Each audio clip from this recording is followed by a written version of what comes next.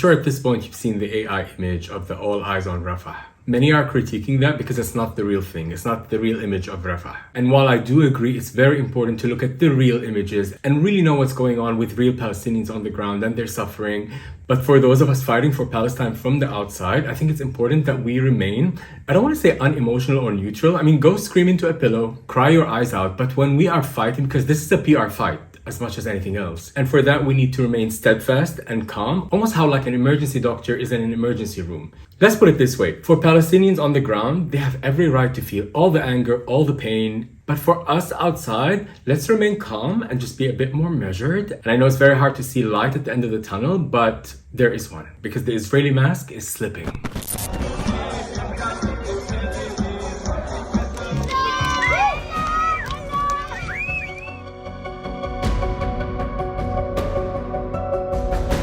But what I found really interesting about this AI image is that it's not being shadow banned. And that could be because it's shared through Instagram's Add Yours feature, so it's reposted within seconds without having to search for the image. Also, the AI template and the sanitized image allows for bypassing keyword detection and flagging for graphic violence. And all that's good, right? Because all eyes are on Rafah, and that's amazing. But then I started to see the call for action. Like what is being asked to do other than just looking at Rafah? And then I started to look at something else that's not being shadow banned, which is all the GoFundMe campaigns for evacuating Palestinians out of Gaza. That stuff keeps popping up, just almost encouraging us all to help Palestinians get out. Which, again, I don't begrudge any Palestinian wanting to leave. Any Palestinian in Gaza needs to do whatever they need to do to deal with what's going on.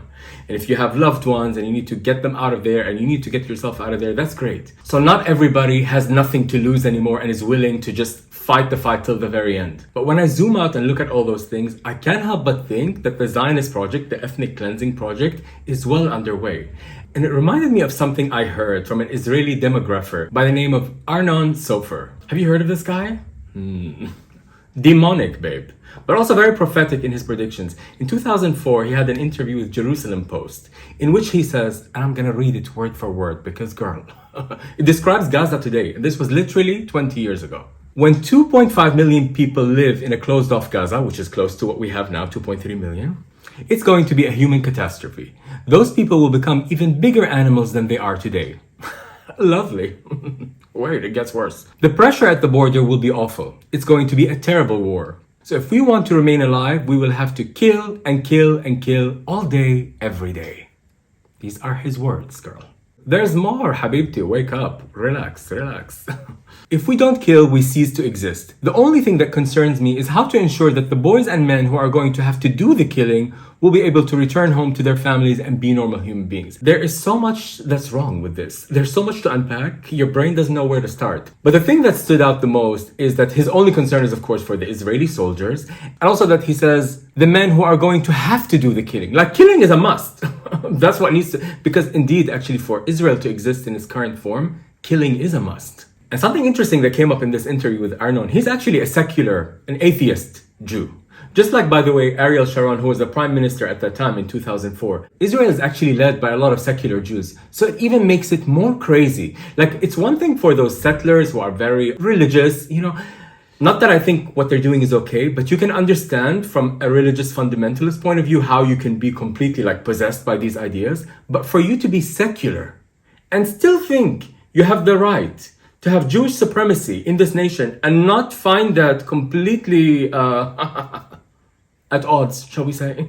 But this man is a genius, really. I mean, he's demonic, but he's a genius because his predictions, wait.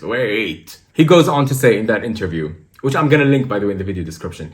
And he says, separation is the answer. Like, they need to be separated, basically apartheid. And he says, separation doesn't guarantee peace, but it guarantees a Zionist Jewish state with an overwhelming majority of Jews. It guarantees the kind of safety that will return tourists to the country, and it guarantees one important thing, transfer. Voluntary transfer. That literally comes up in the interview in 2004, which they're talking about today. הגירה מרצון זה דבר חשוב, אין בו שום פגיעה בזכויות אדם, וגם המלחמה הזאת צריכה להימשך, וכשהיא נמשכת זה גורם... אז למרות מה שאנחנו שומעים בו, אתה אומר, כן לעודד הגירה מרצון, כן זה הפתרון. לעודד הגירה מרצון, וגם כופין אותו עד שיאמר רוצה אני. You know, after October 7, many of the Palestinians who were laborers in Israel were not getting their work permits anymore. right? So let's go back to the interview in 2004. If a Palestinian cannot come into Tel Aviv for work, he will look in Iraq, Kuwait, or London. I believe that there will be movement out of the area. And then the interviewer asked him, so voluntary transfer? Yes. And Gaza is going to be such a disaster that it will be beyond our capacity to help.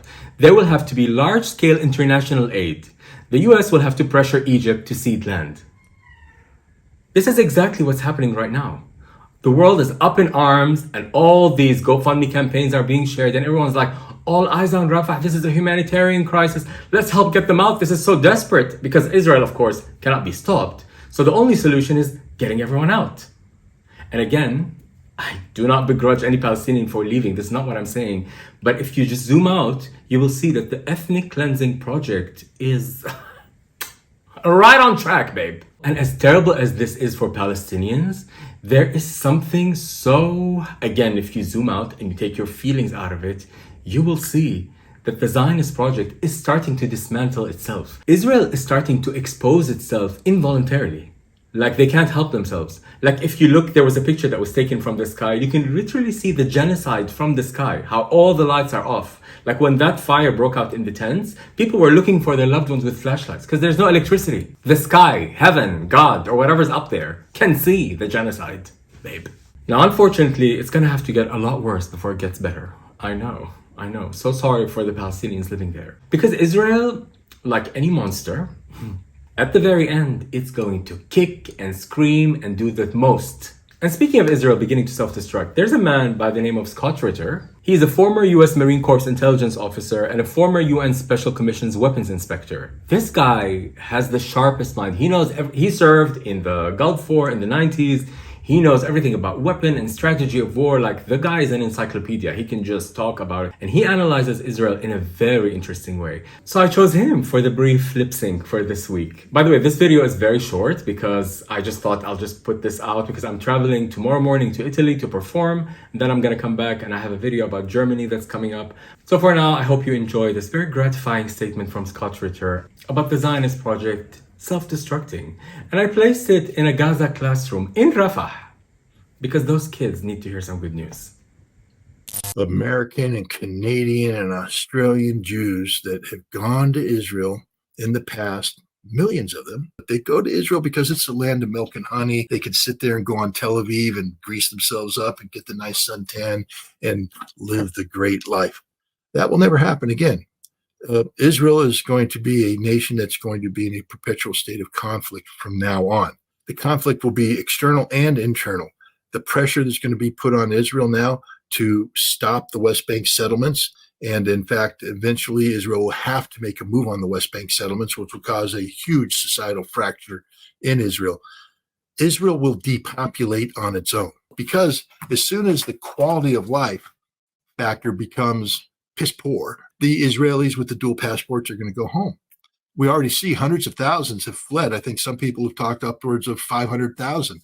500,000 in a nation of 9 point some odd million. But what happens when that 500,000 becomes a million, then 2 million? Suddenly you have a demographic that is dominated by non-Jews. The concept of a Jewish homeland becomes politically unsustainable, especially in a world that condemns the Zionist entity for what it is.